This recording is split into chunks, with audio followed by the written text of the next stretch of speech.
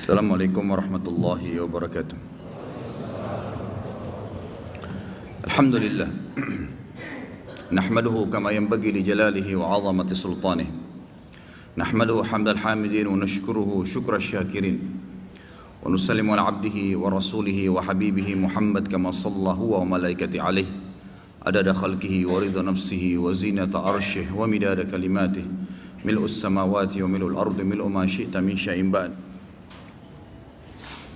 Yang paling layak tentu diucapkan oleh orang yang beriman adalah memuji Tuhannya Allah subhanahu wa ta'ala, karena nikmat Allah tidak terhitung pada diri kita. Seperti sering saya ucapkan, mata masih bisa berfungsi menangkap cahaya, telinga masih bisa menangkap suara sehingga mengetahui target apa yang diinginkan atau disampaikan oleh orang lain kepada kita. Tenggorokan masih bisa menelan, hidung masih bisa mencium bau busuk dan wangi dalam waktu seketika.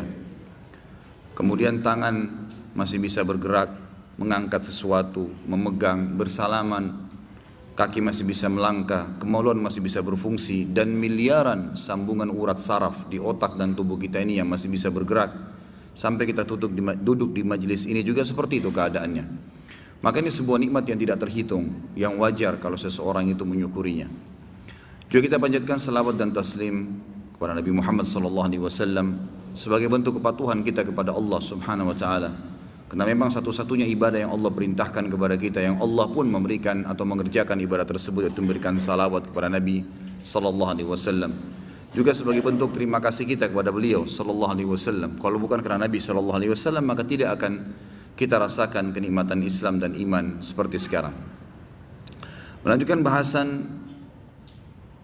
Minhajul Muslim, dan kita malam ini insya Allah masuk ke pasal ketiga. Pasal ketiga ini membahas tentang beriman kepada uluhiyah Allah subhanahu wa ta'ala terhadap seluruh makhluknya. Panjang lebar saya jelaskan di beberapa pertemuan kita yang lalu. La ilaha illallah, kata kunci segala sesuatunya. Dari situlah kehidupan seorang muslim bergulir, berjalan. Dia tahu apa yang dia harus lakukan pada saat bangun tidur, apa yang dia harus makan, apa yang dia harus minum, apa yang dia harus pakai, bagaimana dia bergaul dengan masyarakat, bagaimana dia mencari rezeki agar hidupnya bisa berjalan, bagaimana dia, atau tanda kutip, dia berekonomi, bagaimana dia berpolitik mendirikan sebuah negara, bagaimana dia bermuamalah dengan orang tuanya, dengan anaknya, dengan istrinya, hak-hak dan kewajiban, bagaimana dia mengurus jenazah kalau ada seseorang manusia yang lain yang mati, bagaimana dan bagaimana, semua itu.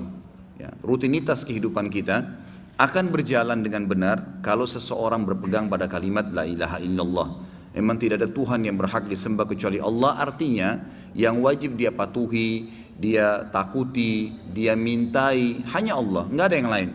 Nggak ada yang menciptakan langit dan bumi dan apapun ada di antara keduanya kecuali Allah subhanahu wa ta'ala. Yang berarti konsekuensinya yang akan kita patuhi dan yang akan mengatur selalu seluruh sistem di alam semesta termasuk kehidupan manusia adalah Allah subhanahu wa ta'ala. Itu kalimat inti kebahagiaan seseorang yang sudah beriman kepada Allah, karena dia akan melakukan apapun sesuai dengan kontrol yang sudah ada, sistem yang sudah ada, dia tidak perlu repot-repot. Allah subhanahu wa ta'ala yang lalu kita bahas tentang tauhid rububiyahnya, bagaimana kita membuktikan banyak sekali bersama dengan Syekh Abu Bakar Jazair rahimahullah dalam kitab beliau ini Minhajul Muslim. Beliau merincikan panjang lebar kemarin tentang dalil-dalil nakli, bahwa saya memang Allah itu benar-benar Rabb, pencipta, dan juga dalil-dalil akli. Saya tidak ulangin lagi. Dan kesempatan malam ini akan kita lengkapkan dengan tauhid uluhiyah, pengesaan Allah subhanahu wa ta'ala dari sisi ilahiyahnya, ya, ketuhanannya yang pantas untuk diibadahi. Ya, jadi ini yang akan dititik beratkan. Syekh Abu Bakar Jazair rahimahullah mengatakan seorang muslim beriman kepada uluhiyah. Uluhiyah itu berarti, beliau mengatakan, keberkahan Allah untuk disembah dan diibadahi. Uluhiyah Allah artinya hanya Allah yang berhak disembah, diibadahi, diagungkan, dimuliakan, disucikan, dan ditakuti. Ini artinya uluhiyah. Artinya memang setelah kita tahu hanya Allah SWT pencipta, maka semua selain Allah adalah makhluknya. Dan semua itu berarti sama dengan kita. Kita sama dengan air, dengan pohon, dengan malaikat, dengan jin, dengan Hewan-hewan, tumbuhan, semuanya, air, gunung, semua sama dengan kita sebagai makhluknya Allah yang wajar, yang patut, yang layak untuk disembah, diibadahi, diikuti peraturan-peraturannya, ditakutin, ya, dimintai hanya Allah. Itu tauhid uluhiyah namanya. Pengesahan Allah Subhanahu wa taala dari sisi poin-poin tadi yang saya sebutkan. Beliau mengatakan seorang muslim beriman kepada uluhiyahnya Allah terhadap seluruh makhluknya, bukan cuma manusia. Hewan-hewan, tumbuh-tumbuhan, semuanya itu ya sedang beribadah kepada Allah Subhanahu wa taala.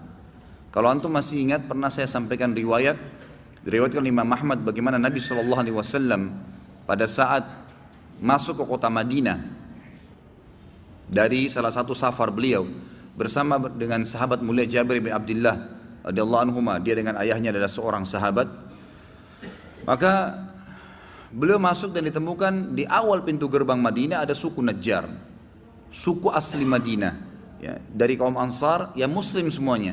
Di suku itu, di pemukiman mereka ada unta jantan yang sedang mengamuk, dan unta ini sama dengan kuda, menggigit dan menendang, dan kalau dia memang marah dia akan ya mengejar orang tersebut. Kurang lebih lah ya, sebagian ulama mengatakan unta mendekati sifat manusia, ya, dia marah, dia mengejar orang tersebut sampai dia membalas orang itu atau mangsanya. Maka unta itu kalau ngamuk harus orang yang layak untuk memberhentikannya. Jabir bin Abdullah radhiyallahu anhu berkata, "Ya Rasulullah, di depan Anda ada seekor unta yang sedang mengamuk, hati-hatilah." Maka yang terjadi, Nabi SAW mendekatkan untanya dengan unta tersebut sambil berkata, "Ta'al, kesinilah." Tiba-tiba unta tersebut dalam riwayat ini dikatakan meletakkan mulutnya di tanah, menyeret mulutnya sampai di depan Nabi SAW sebagai bentuk penghinaan dari mengamuk. Dan ini mungkin karena kita tidak pernah melihat atau interaksi langsung dengan unta, jadi tidak begitu tahu ya. Tapi unta itu kalau marah memang luar biasa gitu ya. Maka tidak sembarangan orang bisa memberhentikannya. Orang-orang Arab pada saat itu tahu benar bagaimana kalau unta mengamuk itu. Ya, biasanya dirayu dengan beragam macam makanan sampai dia akhirnya lunak gitu. Nabi SAW pada saat itu memang mengagetkan para sahabat karena beliau cuma mengucapkan satu kalimat ta'al, datang unta itu. Dan datangnya unta itu ya datang ke arah beliau, tidak cukup dengan datang, marahnya tadi yang ngamuknya hilang, datang ke arah Nabi SAW, kemudian sebagai bentuk penghinaan meletakkan mulutnya di tanah, menyeret sampai depan Nabi SAW. Lalu Nabi SAW pada saat unta itu tiba memanggil, ya, memberikan isyarat, unta itu menaikkan kepalanya, lalu beliau berkata, "Mana tali kekangannya?" Dikasihlah, lalu Nabi SAW mengikat. Apa kata beliau? Saksi bahasan kita, demi zat yang ubun-ubunku ada di tangannya. Ya, maksudnya demi Allah tidak ada sesuatu pun. Kalimat sesuatu ini baik benda yang dianggap mati oleh manusia atau yang hidup. Gunung yang mungkin kita anggap benda mati, padahal sebenarnya itu makhluk Allah yang hidup.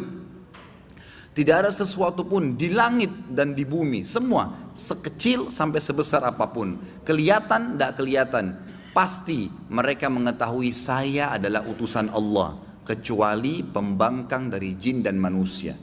Jadi Nabi SAW itu seluruh makhluk ini tahu kalau beliau Rasul, gitu kan? Seluruh makhluk ini tahu. Jadi memang seluruh makhluknya Allah ini beribadah kepada Allah Subhanahu Wa Taala. Mereka tahu Tuhannya Allah Subhanahu Wa Taala. Memang di sini Nabi SAW menitik beratkan kecuali pembangkang dari jin dan manusia. Jadi memang sebenarnya yang kufur kepada Allah itu hanya dua makhluk ini. Itu pun sebagian dari mereka yang membangkang saja. Jadi seluruh hewan-hewan, seluruh benda-benda yang lain, air kah, apa saja, semuanya bertasbih kepada Allah Subhanahu Wa Taala. Itu kan? Itu sudah dijelaskan dalam banyak ayat Al-Quran. Nanti kita bacakan dalilnya. Sekali lagi beliau mengatakan seorang muslim beriman kepada uluhiyah Allah Subhanahu Wa Taala terhadap seluruh makhluk. Dan bahwasanya tiada Tuhan yang berhak disembah selain Allah, tiada sesembahan yang hak selain Allah.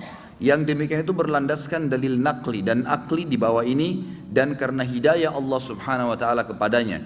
Sebab siapa yang diberi hidayah oleh Allah, maka dialah orang yang mendapatkan hidayah atau petunjuk. Dan barang siapa yang disesatkan oleh Allah, niscaya tiada seorang pun yang dapat memberinya petunjuk. Artinya siapa yang Allah tuntun untuk bisa memahami tentang Tuhannya ada, dia juga dimudahkan oleh Allah untuk tunduk hanya kepada Allah, maka semuanya yang lain makhluk ini juga akan tunduk dengan dia, karena manusia khalifah. Salah satu ciri ya atau salah satu hikmah yang sangat disorotan oleh para ulama dari perilaku Umar bin Khattab pada saat Nabi SAW mengatakan, wahai Ibnu Khattab, demi zat yang ubun-ubunku dalam genggamannya, kalau kau lewat di sebuah lembah, syaitan lewat di lembah lain. Apa yang menyebabkan Umar bin Khattab ini ditakuti oleh syaitan? Syaitan kalau lihat di satu lembah cari lembah lain, Umar nggak lihat syaitan. Kata para ulama, ini hikmah yang paling besar gitu yang bisa diambil. Mereka mengatakan karena Umar adalah orang yang sangat takut dengan Allah.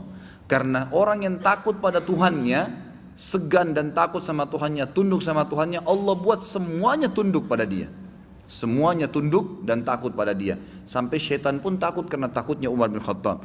Dikatakan dalam ciri beliau radhiyallahu anhu, itu beliau saking takutnya sama Allah, kalau di malam hari, beliau mengatakan, kami kalau di malam hari kami tundukkan kepala kami di hadapan Tuhan kami, dan kami lunakkan tulang-tulang dan otot-otot kami pada saat sholat, merendah di depan Allah SWT. Dan Umar bin Khattab ciri khasnya selalu menangis setiap mengingat Allah, sampai di bawah kelopak matanya itu ada garis warna hitam, ya, sering dilewatin dengan air mata. Bayangkan itu ya, mungkin orang sering menangis pun belum tentu ada tempat mengalirnya air mata, tapi ini karena rutinnya menangis sampai seperti itu. Bagaimana syaitan nggak takut dengan orang seperti ini? Karena hanya takut kepada Allah Subhanahu wa taala. Ikhwas sekalian, orang yang menggantungkan nasibnya hanya pada Allah, pencipta langit dan bumi, dan segala satunya akan terpenuhi kebutuhannya. Orang yang takut hanya kepada Dia, Allah tundukkan yang lain semua takut kepadanya. Itu kata kunci daripada uluhiyah yang kita bahas malam ini. Baik, kita lihat di sini dalil-dalil nakli. Seperti saya katakan, Syekh Abu Bakar Jaid rahimahullah punya ciri khas. Beliau kalau menjelaskan sebuah hukum, beliau selalu hubungkan antara dalil nakli, dalil wahyu dengan dalil akli secara akal. Beliau mengatakan dalil nakli bahwasanya Allah itu memang harus ditauhidkan dari sisi uluhiyahnya. Kesaksian Allah sendiri, kata beliau, kesaksian para malaikat, dan kesaksian orang-orang yang beriman atau para ulama atas uluhiyahnya Allah sendiri, sebagaimana ditegaskan dalam surah Al-Imran. Allah Subhanahu wa taala berfirman di ayat 18, A'udzu billahi minasyaitonir rajim. Syahidallahu annahu la ilaha illa huwa wal malaikatu wa ulul ilmi qa'iman bil qist.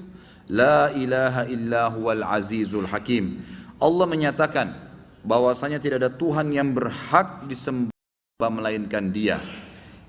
Dia yang menegakkan keadilan. Para malaikat dan orang-orang berilmu pun, para ulama juga menyatakan yang demikian, bahwasanya tidak ada Tuhan yang berhak disembah kecuali Allah, sehingga hanya Dia saja yang berhak untuk diibadahi dan ditakuti. Yang sifatnya Allah itu zat yang maha perkasa lagi maha bijaksana.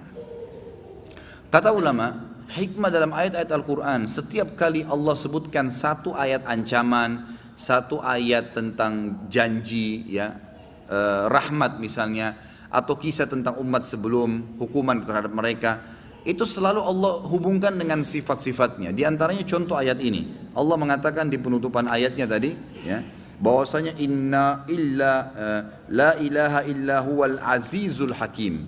Aziz yang maha perkasa, hakim maha bijaksana. Kira-kira apa hubungannya dengan mengucapkan bahwasanya Allah itu layak diibadahi lalu dihubungkan dengan Azizul Hakim? Kata para ulama, aziz untuk memahami tentang kemaha perkasaannya Allah. Seakan-akan Allah berkata kepada orang yang baca ayat ini, Allah sendiri memberikan kesaksian, para malaikatnya yang jumlahnya lebih banyak daripada manusia, miliaran kali lebih banyak daripada manusia. Dan sudah pernah saya jelaskan, malaikat ada namanya individu, ada namanya kelompok. Ada ismul jins, ada ismul fard. Kalau ismul fard itu nama individual, satu malaikat, Jibril, Mikail, Israfil, cuman satu, nggak ada malaikat lain. Tapi ada malaikat nama kelompok, seperti Raqib dan Atid. Ya, secara akal sehat, kalau setiap manusia ada Raqib dan Atidnya, sekarang jumlah manusia yang hidup 7,3 miliar hari ini di dunia, berarti Raqib Atid berapa? 14,6 miliar. Raqib dan Atid saja. Belum kita bicara kelompok malaikat yang lain itu Munkar dan Nakir, malaikat maut, itu semua nama-nama kelompok yang di bawahnya banyak miliaran malaikat. Kata Allah SWT, Allah memberikan kesaksian, wahai orang-orang yang baca kitab ini dan ayat ini, dan seluruh malaikat yang jumlahnya lebih banyak daripada manusia miliaran kali, gitu kan? Dan juga orang-orang yang beriman di antara kalian, di antara para ulama kalian, memberikan kesaksian bahwasanya memang hanya Allah Tuhan yang menciptakan langit dan bumi, dan hanya Dia yang belayak untuk kalian ibadahi tadi. Ya, ilah uluhiyah berarti ditakutin, diseganin, diyakini memang hanya Dia yang berhak disembah semuanya, ya gitu. Maka Allah SWT berikan kesaksian. Lalu Allah mengatakan dan Allah itu maha perkasa. Untuk memahami perkasaannya Allah, artinya kalau kalian minta kepada selain Allah, mereka tidak bisa buat apa-apa, tidak mampu buat apa-apa. Kalau kita datang kepada orang yang badannya besar, ototnya kuat, kemudian kita minta tolong kepada dia, kira-kira ya kalau kita lagi dikejar dengan 100 ekor singa, bisa dia lawan? Allah Subhanahu wa Ta'ala, kalau seluruh makhluk di muka bumi ini seluruhnya mau menyusahkan kita, Allah bisa menyelamatkan. Ya, beda, tidak bisa dibandingkan antara keperkasaannya Allah dengan makhluk, jauh sekali, gitu kan? Kalau kita minta tolong kepada seseorang pun dia punya kapasitas, tapi kalau Allah itu tidak terbatas, ya, tidak terbatas kapasitasnya. Allah bisa memberhentikan semua apapun keburukan yang akan menimpa kita. Itulah sabda Nabi SAW dalam hadis Bukhari yang sering kita dengar kepada Abdullah bin Abbas radhiyallahu anhu, wahai anak kecil, umurnya 9 tahun waktu itu. Kalau seandainya kau minta tolong, hanya minta tolong kepada Allah. Kalau kau minta dijauhkan dari sesuatu keburukan, hanya minta kepada Allah. Ketahuilah, kata Nabi SAW, kata kuncinya, kalau kau ingin disusahkan oleh satu kaum, maka kau tidak akan tertimpa kesusahan itu kecuali memang Allah sudah catatkan buat kamu. Kalau enggak bakal ada yang bisa sentuh kamu. Dan ketahuilah, kalau seandainya mereka mau menyusahkan kamu, kamu tidak akan tertimpa kesusahan itu kecuali yang telah Allah catatkan buat kamu. Ingat, pena yang dipakai yang ditulis itu, tulis takdir sudah diangkat, kering ya, tinta yang dipakai ditulis di Lauhul Mahfuz sudah kering, sudah tidak akan berubah lagi, bukunya sudah jadi, gitu kan? Seperti itu pemahamannya. Jadi Allah SWT ingin menekankan kepada kita, Dia Maha Aziz, yang lain tidak ada aziznya, nggak ada keperkasaannya. Dan kata para ulama, untuk memahami keperkasaan Allah, kita bayangkan powernya manusia saja. Kalau seandainya saya pribadi punya kekuatan, ya jangankan kita ya, saya sempat subhanallah bermuhasabah melihat anak saya kecil 2 tahun, laki-laki. Dia kalau saya mau gendong misalnya, kemudian saya minta jarinya dan dia berikan kepada saya, lalu saya angkat dengan kekuatan tubuh dia, kemudian saya angkat dengan tangan saya saja, saya merasakan ada kekuatan yang luar biasa gitu. Bagaimana dia pada saat angkat barang, pada saat dia berlari, ini kecil manusia seperti itu tapi punya kekuatan. Kalau digabung antara kekuatan dia dengan saya, berapa banyak kekuatan? Kalau dua laki-laki, dua manusia digabung kekuatannya, berapa besar kekuatan itu? Kalau 10 orang digabung powernya, ya, sama baterai punya kekuatan dengan nilai tertentu misalnya, digabung 10 kekuatan baterai yang sama, maka ini jauh lebih kuat, lebih lama, gitu kan? Seperti itu. Kalau semua manusia ini kekuatannya digabung semuanya, digabung semua kekuatan kita. Lalu kita bayangkan itu menjadi sebuah volume kekuatan yang besar. Berapa banyak miliaran manusia semua kekuatannya digabungin. Maka akan sangat luar biasa kekuatan yang ada gitu kan. Karena secara individu saja kita sudah punya kekuatan yang kuat sekali.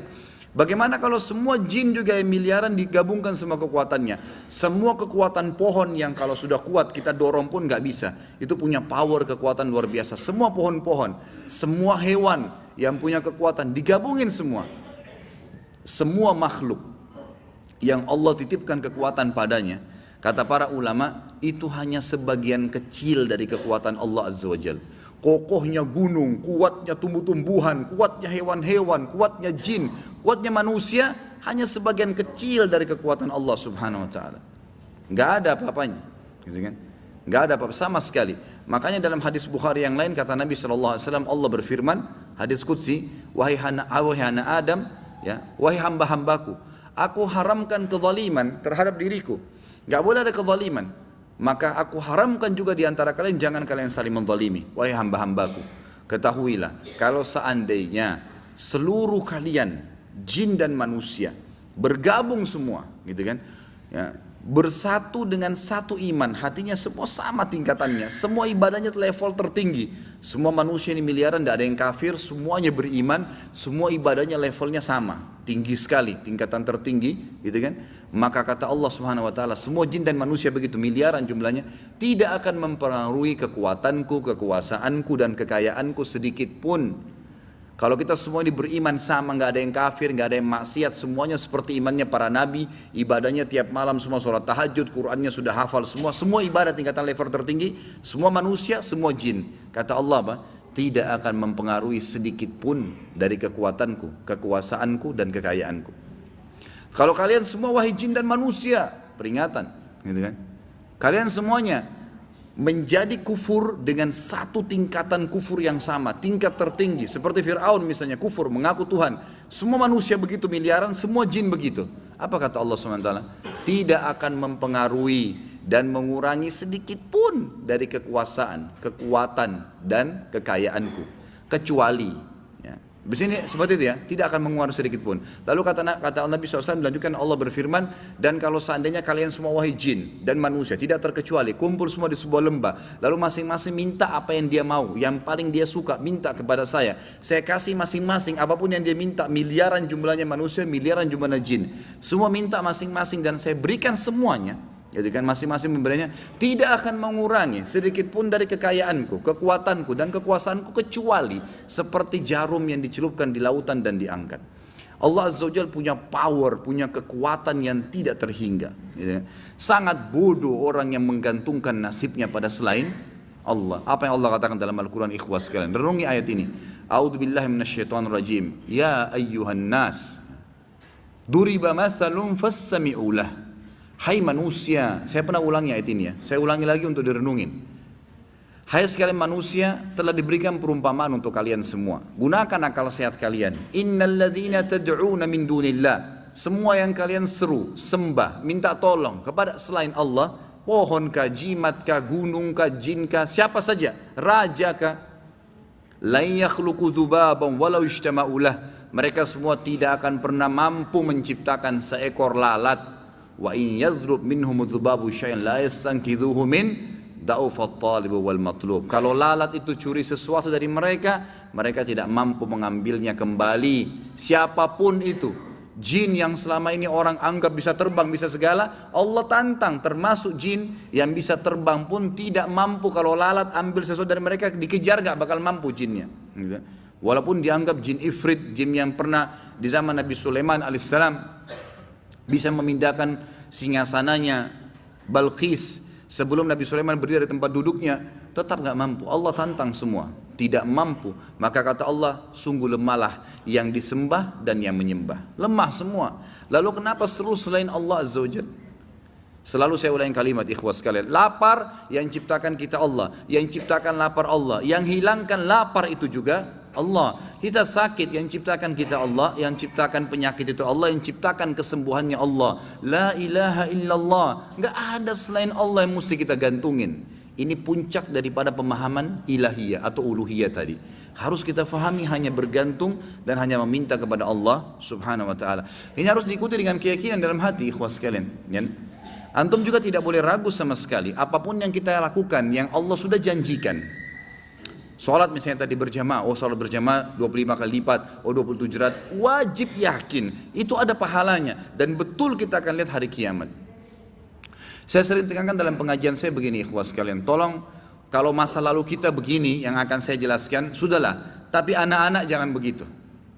Kita ini sekarang seringkali tertahan hati kita untuk bisa memahami tauhid kepada Allah, menggantungkan nasib kepada Allah. Apa sebabnya?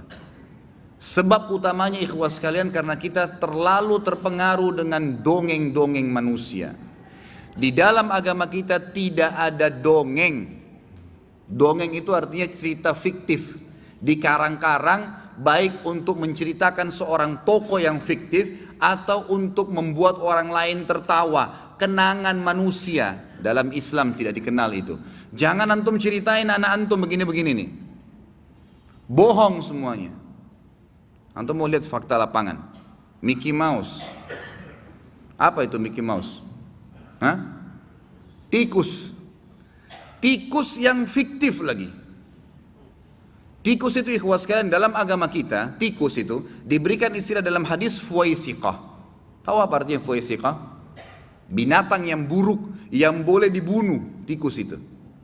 Bahkan dikatakan oleh Ibnu Sirin rahimahullah dalam buku beliau Ta'wil Mimpi, diambil dari hadis Nabi SAW, semua hewan yang boleh dibunuh dalam agama, gitu kan, termasuk tikus di sini.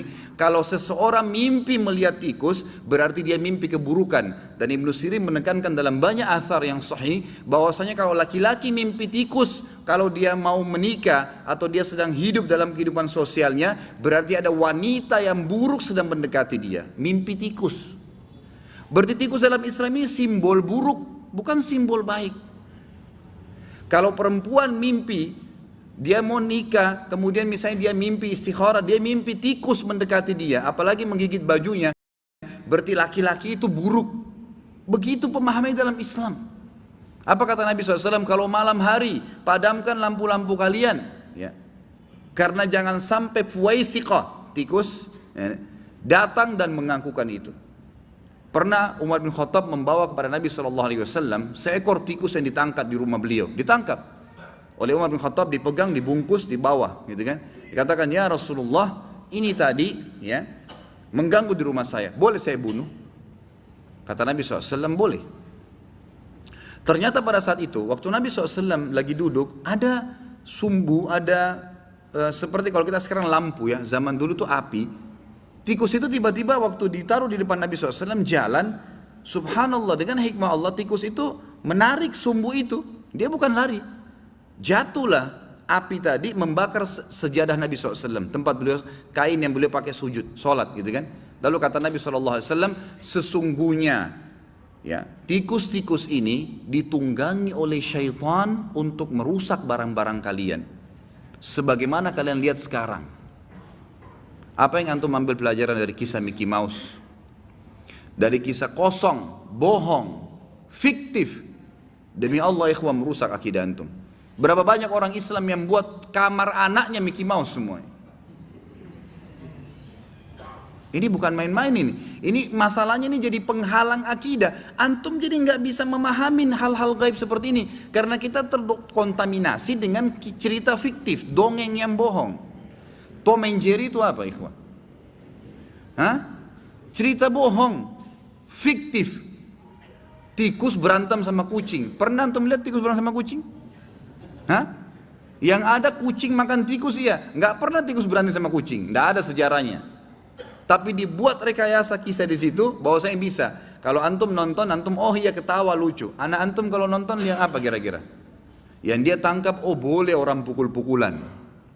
Dan orang dipukul sama apapun tidak mati. Mau kena strum kah, mau jatuh dari tangga kah, mau kepalanya gepeng kah, nggak apa-apa. Ini ngapain orang Islam ini? Kenapa jadi begini? Gitu. Apa yang dirangkap oleh anak kita nanti adalah cerita-cerita dongeng. Kalau antum datangkan cerita hakikat nanti yang benar tentang masalah kematian, malaikat maut, surga neraka, dia sulit tangkap karena dongeng ini sudah menjadi tameng buat dia. Jangan ikhwan sekalian. Nggak ada manfaatnya sama sekali, gitu kan? Spiderman, Batman, ada itu benar. Antum sudah tahu belum fakta lapangan? Di Amerika waktu pertama diterbitkan film Spiderman, cuma disembunyikan datanya. Ini Anda buka di majelis ini, ikhwas sekalian. Itu waktu diputar pertama kali dan banyak anak-anak nonton, banyak sekali anak kecil mati karena loncat dari apartemen. Itu faktanya, tapi disembunyikan supaya filmnya itu laku. Karena nggak ada orang bisa loncat terbang seperti itu, mustahil. Tapi dibuat cerita fiktif, seakan-akan itu adalah tokoh pahlawan dunia. Jadi orang-orang pun berharap nanti, oh nanti akan ada kalau manusia luar negeri, luar angkasa datang. Rekayasa nggak ada. Luar angkasa bagi kita tuh penghuninya malaikat, nggak ada itu. Ya.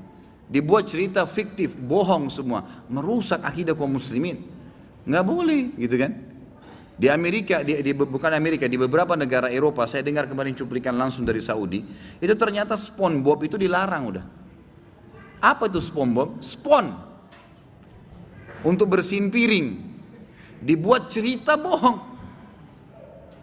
Kerja di satu restoran di dalam lautan. Ini dari mana ceritanya? Nah, kira-kira apa yang jadi apa anak antum nonton itu? Susah.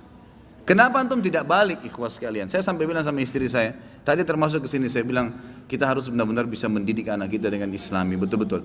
Kalau perlu sementara liburan pun yang jadi masalah gitu kadang-kadang. Kita kalau liburan, kalau lagi musim liburan kemarin banyak keluhan dari ikhwan dan akhwat, kita nggak tahu mau bawa anak kita kemana Ustaz. Akhirnya pergi juga ke tempat hiburan seperti orang umumnya, pergi kolam renang, lihat auratnya orang lain, ya, pergi kemana, ya, tiap saat ada liburan langsung ke mall, dengar musik. Anak-anak antum ini sedang terdidik dengan pola itu. Kenapa nggak buat mereka cinta dengan majelis ilmu ikhwas sekalian? Saya terus terang kagum kemarin. Sampai saya salut melihat ada anak kecil diajak sama ayahnya di Kalibata. Di taklim saya lagi bahas minhajul muslim. Dia dekatin saya setelah taklim, dia bilang, Ustaz, alhamdulillah saya bisa ketemu langsung. Biasanya saya cuma ikutin Ustaz dari YouTube. Baik, alhamdulillah Pak, saya bilang gitu. Terus dia bilang, ini anak saya Ustaz, mungkin anaknya 7 tahun. Ini anak saya Ustaz, saya pertama dengarkan ceramah Ustaz, 2 kali, 3 kali, saya rayu dia sampai dia dengar. Sekarang Ustaz, ini anak saya nggak bisa tidur kalau nggak dengar ceramahnya Ustaz. Setiap malam 7 tahun, dia nggak bakal tidur kecuali dia sudah ambil ceramahnya Ustaz, didengarin sampai dia sambil tidur. Kalau 7 tahun udah dengar ceramah kayak antum dengar sekarang di majelis ini, umur 50 tahun jadi apa dia? Hah? Bagaimana ibadahnya orang itu? Jadi ikhwas sekalian harus kita bisa ubah. Karena pemahaman tentang Allah Azza wa Jalla itu akan ada tameng-tameng. Maksiat kepada Allah, cerita-cerita fiktif dongeng itu membuat kita jadi tertameng, gitu kan. Harus diangkat itu, nggak boleh ada. Nggak boleh ada. Cintakan kepada kayak majelis ilmu, downloadkan di HP-nya itu bukan game lagi, gitu kan. Yang ada sudah tentang surah Al-Quran, ini loh nak, surah Naba, ini artinya ini, surah Naml artinya ini, kisahnya seperti ini, sambil Anda juga belajar, gitu kan. Coba diubah pola itu, karena kalau tidak akan lahir generasi Rabbani, akan terlahir generasi yang sama saja. Kita sayangkan semoga Allah kasih hidayah beberapa kaum muslimin, hamil di luar nikah sebelum nikah, gitu kan. Sekarang anak gadisnya ada, dibebasin. Dia pikir supaya seperti dia, prestasi hamil di luar nikah. Haram, zina. Anak itu nggak boleh dinisbatkan kepada laki-laki pemilik sperma kalau memang itu hasil zina. Bagaimana bisa dianggap prestasi? Sudah dibiarin, nggak kan? Nggak boleh ini. Harus kita ubah. Kalau enggak, uluhiyah kita kepada Allah ini bisa nanti jadi susah, gitu. Nggak boleh. Saya kemarin bimbing umrah, ada satu polisi dari Kalimantan ikut. Saya minta sama pengelola bimbingan umrah, saya bilang mohon maaf, jadwalnya kan dia cuma ceramah sekali Madinah, sekali Mekah. Saya bilang enggak, saya minta ceramah tiap hari dari saya. Setiap habis asar, semua jemaah kumpul di ruangan saya saja. Di kamar saya nggak apa-apa, kumpul nanti saya isi ceramah. Ustadz nggak apa-apa, nggak apa-apa. Yang penting jangan pada saat kita safar, lagi keluar kota, lagi ke Mekah, lagi ke Madinah. Kalau saya lagi kosong, setiap hari silakan tanya jawab, kesempatan. Kita berharap ini menjadi aset akhirat kita mereka ini. Subhanallah, ada satu anak polisi itu, sekali dia dengar ceramah saya waktu di, saya Allah alam hidayah, bukan karena saya, hidayah di tangan Allah SWT. Dia dengar ceramah sekali, rupanya anak ini tertarik. Jadi setiap hari selama kita 12 hari kalau nggak salah kemana, 12 hari itu, setiap hari cuma mungkin 3 atau 2 hari yang kita tidak isi pengajian pada saat datang dan pada saat pulang. Selebihnya itu isi ceramah. Hari pertama dia datang, dia dengar ceramah, rupanya dia pulang. Saya tidak tahu nih, nanti ayahnya cerita. Setiap hari kedua, hari ketiga, terus sampai kita mau balik, anak ini setiap saya ceramah di depan saya langsung duduk. Saya lihat dia pun ambil HP-nya, HP sendiri dia rekam. Saya pikir ayahnya suruh gitu. Gak lama kemudian pas lagi tour city di Mekah, lalu ayahnya bilang, Ustaz, ini anak saya, semenjak dengar ceramahnya Ustaz, gitu, dia kalau saya terlambat habis asar nih, sudah mau sholat asar di Masjid Nabawi atau Masjid Haram, ayo Pak, ayo ayah cepat, Ustaz sudah mau ceramah habis asar. Dia tarik tangan saya. Kalau saya terlambat saya dimarahin Ustaz sama anak saya. Anaknya itu kalau nggak salah 8 tahun umurnya. Dimarahin sama dia. Ayah ini gimana? Saya sudah tahu dari ayahnya. Begitu dia datang ceramah saya lagi, saya bilang, Masya Allah kamu senang dengar ceramah? Iya Ustaz. Dan saya berharap, subhanallah kalimatnya, saya berharap Allah jadikan saya seperti Ustaz punya ilmu. Anak 7 tahun, 8 tahun ngomong gitu. Bayangkan bagaimana kalau kita masukkan dia ke ilmu, gitu kan? Bukan hiburannya ke tempat yang salah, ke situ. Itu luar biasa itu. Sampai dia rekam sendiri di HP-nya, dia ijtihad sendiri gitu kan? Dia bicara seperti itu. Itu banyak contoh-contoh seperti ini. Jadi jangan sampai, kalau antum bisa rasakan keimanan dengan umur yang sekarang, coba buat anak-anak kita rasakan lebih kecil daripada kita. Dari umur dia sekarang, itu sangat manfaat sekali. Baik, yang kedua, dikatakan oleh beliau, dalil nakli. Informasi dari Allah Subhanahu wa taala tentang hal itu, ya, tentang uluhiyahnya Allah yang dimuat pada beberapa ayat Al-Qur'an seperti dalam firman-Nya Al-Baqarah 255. A'udzubillahi minasyaitonirrajim, ayat kursi. Allahu la ilaha illa huwal hayyul qayyum la ta'khudhuhu sinatun wala naum. Al-ayat, Allah tidak ada Tuhan yang berhak disembah selain Dia. Enggak usah sembah selain Allah, enggak usah minta tolong, enggak usah sembelih, enggak usah apa-apa kecuali kepada Allah. Zat Allah itu yang kalian disuruh sembah hanya kepada Dia, zat yang maha kekal, terus menerus mengurus makhluknya, tidak pernah mengantuk, tidak pernah tidur. Itu zatnya Allah Subhanahu wa taala. Masih ingat kisah Nabi Musa enggak? Lupa lagi. Nabi Musa waktu tanya kepada Allah, ya Allah apa kau ngantuk? Ingat enggak? Diulangi lagi. Bayar ya. Masa setiap ta'lim kisahnya diulangi terus ini. Nabi Musa alaihissalam pernah bilang begini, ya Allah, saya ingin tanya, apa engkau mengantuk? Nabi Musa belum pernah lihat Allah. Semua nabi nggak ada yang lihat Allah. Yang lihat Allah nanti cuma penghuni surga, dan nikmat terbesar di surga adalah melihat wajahnya Allah Azza wa Jalla. Semoga Allah karunia kita. Tidak ada nabi yang melihat Allah SWT, termasuk Nabi Muhammad SAW belum pernah lihat Allah. Makanya dalam hadis Bukhari pernah sekali Aisyah berkata, awal nikah dengan Nabi SAW tahun 2 Hijriah sebelum perang Badar, ya Rasulullah, apakah anda lihat Tuhan anda pada saat anda sedang mi'raj ke langit? Apa kata Nabi SAW? Allahu nurun ala nur anna arah. Allah itu cahaya, atas cahaya saya tidak bisa melihatnya. Nabi pun tidak lihat SAW. Belum ada yang lihat wujudnya Allah. Nanti hari kiamat itu pun di surga gitu kan. Nabi Musa AS berkata melalui Jibril, saya ingin melihat, saya ingin tahu apakah Allah itu mengantuk. Apakah engkau mengantuk ya Allah? Sampaikan pesan itu. Jibril AS jawab mengatakan, Tuhanmu memberikan salam kepadamu hai Musa, gitu kan. Dan kamu disuruh pegang segelas air. Jangan kamu pindahkan sampai Tuhanmu perintahkan. Baiklah, Nabi Musa pegang gelas, dipegang dari pagi nih, disuruh pegang. Tidak ada wahyunya Allah datang. Nabi Musa patuh, pegang terus, nunggu sampai malam. Waktu sudah malam, karena kelamaan pegang gelas, ngantuk Nabi Musa. Begitu ngantuk, gelasnya jatuh, tumpah air. Pada saat itu Jibril AS datang. Wahai Musa, Tuhanmu berfirman kepadamu, kalau Allah Tuhanmu itu ngantuk sesaat, maka alam semesta ini seperti air di gelasmu. Berantakan semua. Allah maha sempurna. La ta'khuduhu sinatun. Sina itu ngantuk. Wala naum, apalagi tidur. Sifat zat yang maha sempurna, gitu kan. Tempat zat yang seperti ini layak untuk disembahin, dan itu cuma satu. Lalu dikatakan dalam ayat lain Al-Baqarah 163. A'udzubillahi minasyaitonirrajim wa ilahukum ilahun wahid la ilaha illa huwar rahmanur rahim. Dan Tuhanmu adalah Tuhan yang Maha Esa. Tidak ada Tuhan yang berhak disembah melainkan Dia. Nggak ada yang layak disembah, dipatuhi, ditakutin, diturutin kecuali Dia. Dialah yang Maha Pemurah lagi Maha Penyayang. Ikhwas sekalian, apa contoh penyayangnya Allah? 50 tahun antum zina, taubat di umur 51 tahun diterima nggak? Coba kalau kita punya pegawai sekali aja bohong, biar dia datang setelah itu pakai ijazah S3 tidak diterima lagi kerja. Ini orang 50 tahun bohong, tobat Allah ampunin. Fir'aun bukan cuma tolak ada Tuhan namanya Allah, gitu kan? Ngaku Tuhan, saya ingin Allah. Apa kata Allah kepada Nabi Musa dan Nabi Harun? Idhaba ila fir'auna wa qula lahu qawlan layyinan la'allahu yakhsha yatadhakkar aw yakhsha. Coba kalian berdua ke Fir'aun tuh, ya. Dan ucapkan kepadanya kalimat yang baik-baik. Siapa tahu dia sadar. Gitu. Allah masih sayang gitu.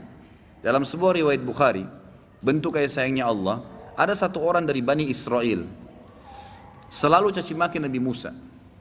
Begitu ketemu Nabi Musa dicaci maki, Taurat dicaci maki, Allah dicaci maki. Selalu begitu. Lalu Nabi Musa AS sabar, diajak berantem Nabi Musa. Nabi Musa nggak pernah tanggapin. Setahun, 2 tahun, 3 tahun, tiap hari orang ini begitu. Ketemu Musa tanpa sebab, tanpa apa, benci Nabi Musa AS. Begitu sudah 5 tahun, Nabi Musa sudah nggak sabar, manusia. Dia bilang, ya Allah, ambil alih orang ini. Jibril AS datang, malam hari diminta sama Allah. Ini saya sudah nggak tahu hadapin orang ini bagaimana nih. Saya harus berantem kah? Saya harus bagaimana kah ambil alih ya Allah. Maka yang terjadi ikhwas sekalian, Jibril AS datang mengatakan, pada malam itu dia selesai sholat malam Nabi Musa, Jibril berkata, wahai Musa, Allah sudah menjadikan siksaannya itu, orang itu di tanganmu, terserah kamu apa. Bilang saja Allah kabulin. Mau terputus urat sarafnya kah, mau mati tiba-tiba kah, mau kena petir kah, tenggelam di tanah kah, terserah, apa saja. Musa AS mengatakan baiklah. Besok pagi, subhanallah, dengan hikmah Allah, begitu keluar rumah orang itu lewat. Caci maki lagi Nabi Musa tanpa sebab, ajak berantem, caci maki Allah, caci maki Taurat. Nabi Musa AS di depan beberapa kaumnya bilang, ya ard khudi, bumi tenggelamin orang ini. Perhatikan kasih sayangnya Allah di sini ya. Allah subhanahu wa ta'ala kalau ingin menyiksa hambanya walaupun dia sudah sangat parah pelanggarannya, itu enggak spontanitas, bertahap. Tahapan ini sebenarnya Allah masih tarik, mau sadar nggak ya, mau minta maaf nggak ya, begitu. Nabi Musa AS bilang, wahai bumi tenggelamkan. Nabi Musa berharap mati deh kamu sekarang. Ternyata Allah tenggelamkan orang itu hanya sampai lututnya saja. Dia mau gerakin nggak bisa, lalu dia bilang, Musa maafin saya tidak akan ulangi. Musa bilang, saya nggak percaya. Hai bumi tenggelamkan dia. Nabi Musa berharap mati sekalian. Enggak, masih tenggelam sampai perutnya. Goyang-goyang nggak bisa. Musa maafin, ngerengek-ngerengek. Musa bilang, saya nggak percaya. 5 tahun kau siksa saya. Hai bumi tenggelamin, tambah lagi. Tenggelam sampai lehernya, belum mati. Musa, kalau kau maafin saya beriman pada Tuhanmu. Musa bilang, saya nggak percaya. 5 tahun caci maki Allah, terus mau bilang mau beriman sekarang nggak mungkin. Bumi tenggelamin sama Allah. Begitu tenggelamin sama Allah, bumi sudah matikan orang itu. Jibril datang. Apa kata Jibril salam? Wahai Musa, Tuhanmu kirim salam sama kamu. Ini hadis Bukhari. Kirim salam padamu dan berkata, ya Musa, ma'aksa qalbak. Wahai Musa, hatimu kok keras sekali. Kalau orang itu minta maaf sama saya di awal tenggelam di lututnya, saya maafin, kata Allah.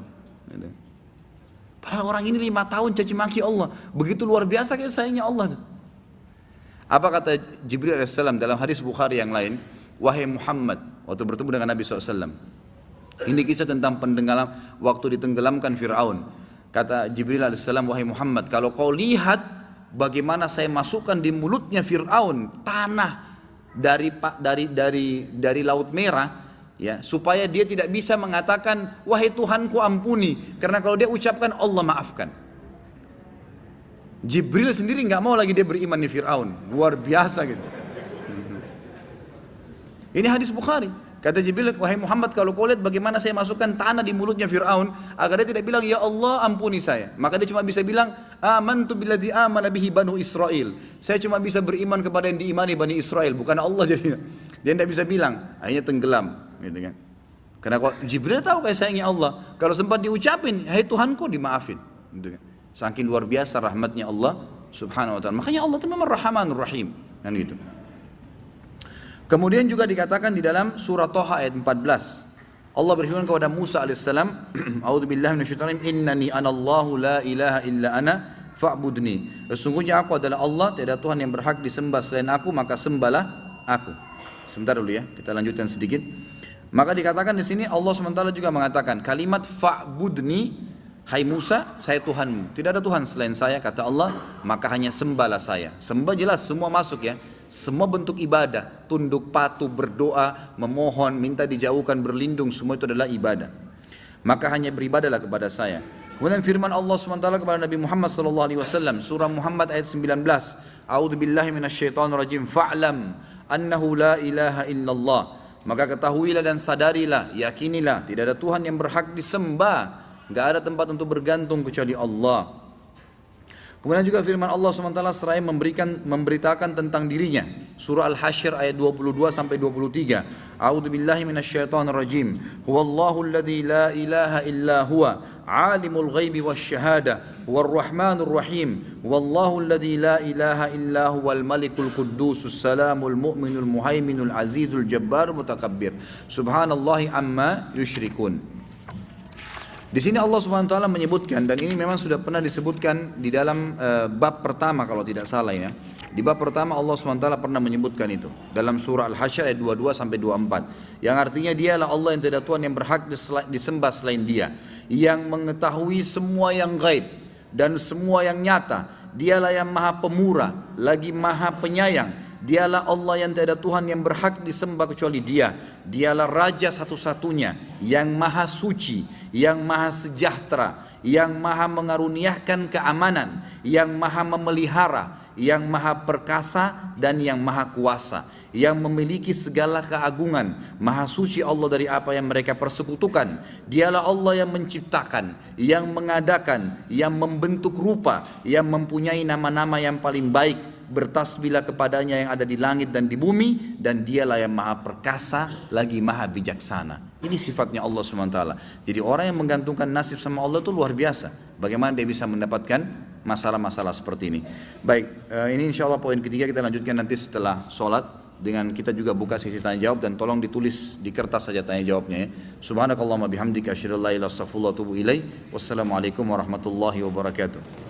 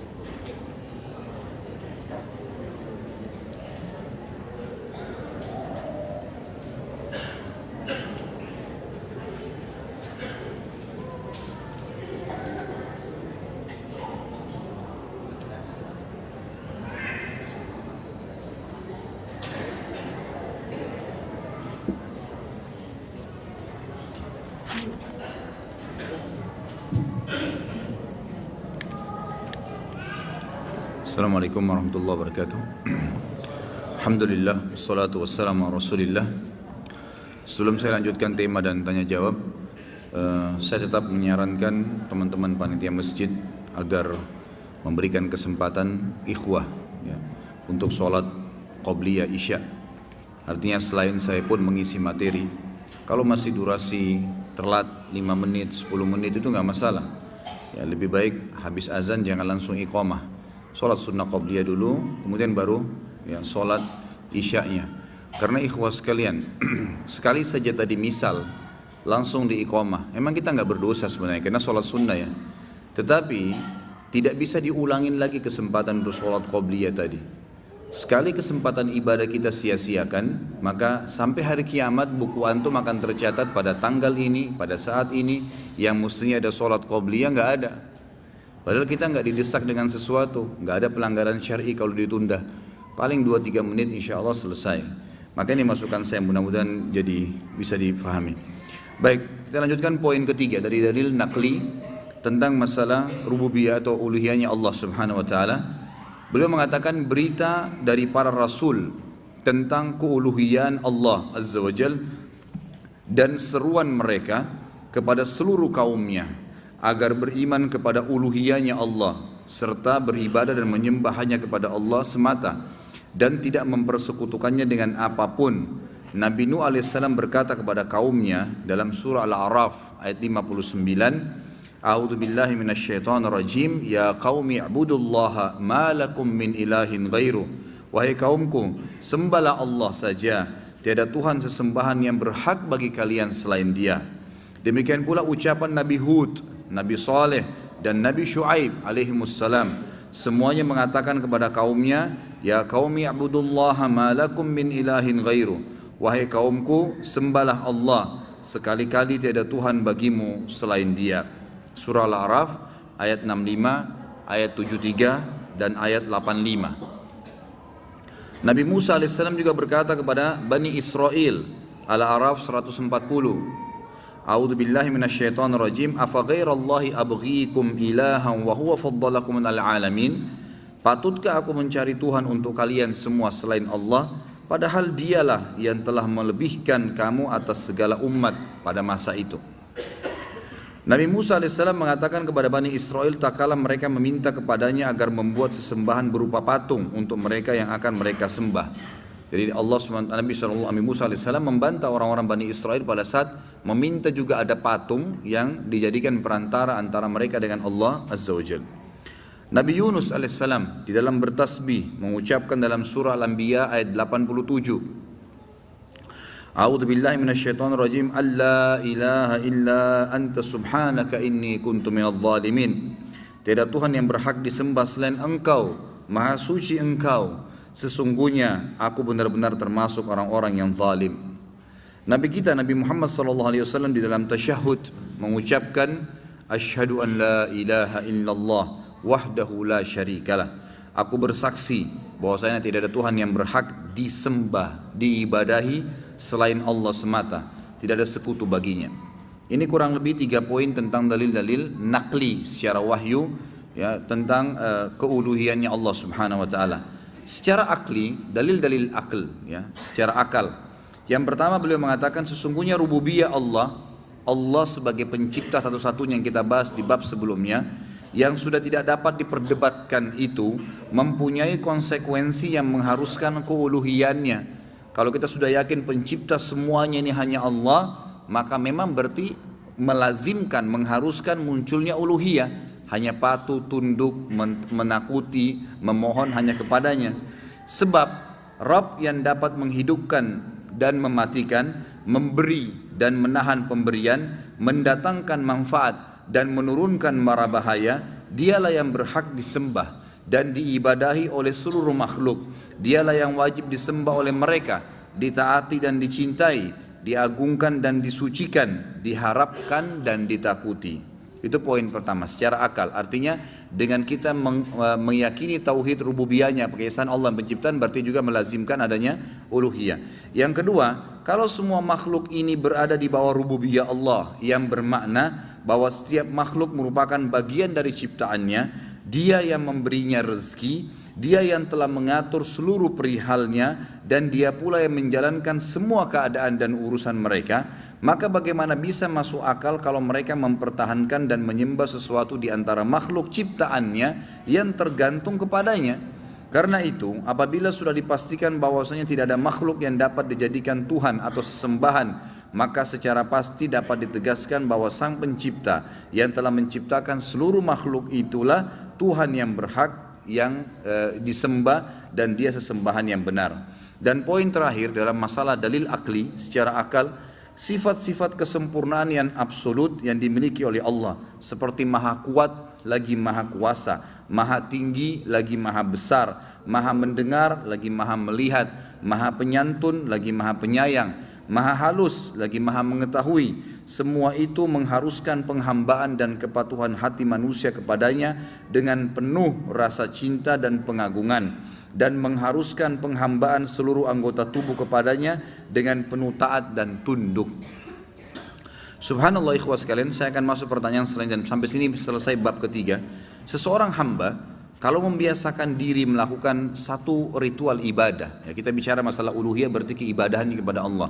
Dia mengerjakan perintah atau meninggalkan larangan, kalau dia rutinkan itu, dia jadikan sebagai daidanahnya, sebagai kebiasaannya, ya rutinitasnya, tradisinya, setiap saat, maka di setiap substansial ibadah itu Allah akan bukakan dia pintu-pintu di situ. Sampai kadang-kadang dia bisa melakukan sebuah ibadah ya dari sama ya jenis ibadah sebenarnya, tapi orang tidak terfikir untuk mengerjakannya. Dan ini cukup banyak contoh berhubungan dengan masalah seperti ini. Dari sisi lain, setiap amal soleh yang kita kerjakan itu bisa menjadi penopang dan pendukung agar ya kita tidak ditimpa apa yang atau Allah angkat ya masalah yang sedang kita hadapi. Saya kasih contoh. Saya nggak tahu yang lalu sudah diceritain belum tentang Sultan Murad? Sudah? Semuanya belum. Ini sayap kanan sayap kiri sama, sepakat? Belum? Sultan Murad, sultan yang masyhur ya. Beliau yang memiliki anak yang bernama Muhammad, dan Muhammad bin Murad terkenal. Beliaulah yang mendapatkan nasib yang luar biasa dari Allah diberikan kepada Sultan Muhammad Murad ini, karena beliau mendapatkan fadilah hadis Nabi SAW yang berbunyi, kalian pasti akan membebaskan Konstantinopel dari kekufuran, akan masuk Islam. Maka sebaik-baik pemimpin, ya pemimpin pada saat itu, dan sebaik-baik prajurit yang sama bersama dengan dia. Dari zaman Uthman bin Affan, Ali bin Abi Thalib, dari zaman Yazid bin Muawiyah, banyak upaya-upaya dari pasukan muslimin menyerang Konstantinopel, tapi tidak pernah berhasil. Subhanallah, di zamannya Muhammad bin Murad ini, yang waktu itu umurnya 25 tahun, kurang lebih tahun Masehinya 1453 Masehi. Pada saat itu dia membentuk pasukan dan akhirnya menembus benteng Konstantinopel. Dapat fadilah, maka diberikan julukan Muhammad Al-Fatih. Tapi bukan Muhammad bahasan kita, saya cuma tambahkan informasi itu. Ayahnya Sultan Murad. Sultan Murad II diistilahkan, karena ada Sultan Murad I. Sultan Murad II ini ada tradisi dia yang sangat bagus gitu. Dia punya sebuah buku ya, pribadi yang dia sering tulis sendiri pengalaman dia pada saat jadi pemimpin. Gitu kan? Salah satu tradisi beliau ini, setiap malam beliau kadang-kadang sering keluar tapi pakai baju biasa. Ditinggalkan semua pakaian kesultanannya, dia keluar dengan penasehatnya berdua ngeliling-keliling di jalan Istanbul. Liling-liling lihat, beli makanan di pinggir jalan, berbaur sama masyarakat, dengerin keluhan mereka. Ada orang yang sakit dibantu, ada yang butuh bantuan, fakir miskin dibantu, dia tahu. Jadi dia tahu masalah di lapangan dan dia bantu, besoknya didalamkan, diaplikasikan, diperbaikin, begitulah. Satu malam, dalam salah satu bukunya, dalam satu lembaran buku sejarah hidupnya, beliau bilang, satu malam saya nggak bisa tidur. Kemudian saya bilang sama penasihat saya, coba malam ini kita sama-sama yuk pergi keluar seperti biasa nyamar. Baiklah, jalanlah berdua ini. Begitu dia jalan, tiba-tiba waktu jalan di salah satu jalan-jalan kecil di Istanbul, ada satu orang jalan pegang botol khamr. Pas depan Sultan Murad, subhanallah, dengan hikmah Allah kepleset orang itu, jatuh, kendi khamrnya pecah, mati tiba-tiba. Di tempat mati orang itu. Waktu mati, biasanya kalau ada orang seperti ini jatuh tiba-tiba, umumnya kan banyak orang yang datang melihat ada apa keadaannya. Waktu itu Sultan Murad tiba-tiba datang dengan penasehatnya, lihat, diperiksa, sudah meninggal orang, diperiksa urat nadi lehernya tidak. Udah mati orang ini.